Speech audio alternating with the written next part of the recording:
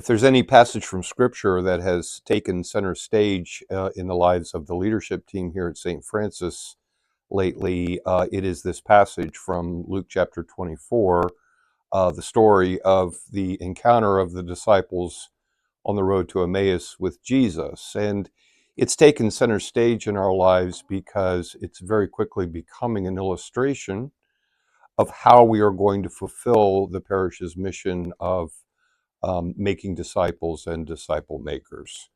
And in very short order, the pattern goes like this.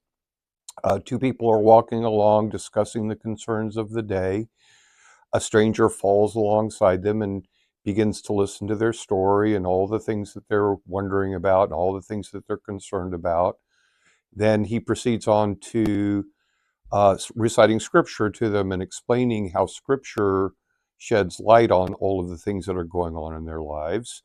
And then, they become very interested, tell us more. They invite him to dinner. And at dinner, he celebrates the Eucharist. He breaks the bread. And when he offers them communion, then they recognize who he really is.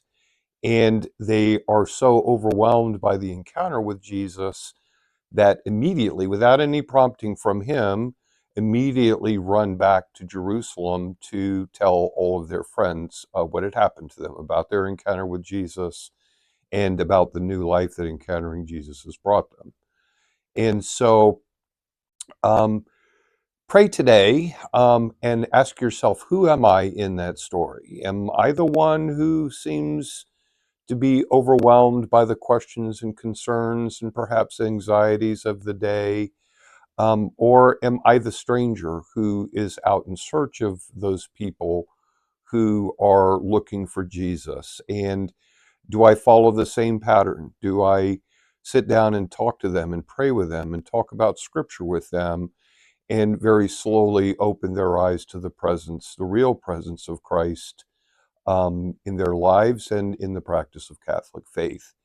And then they become who we once were, waiting to meet Jesus and then discovering Jesus. We become the ones to run back to town to tell our families, our friends, our neighbors about meeting Jesus and about the new life that he has brought us.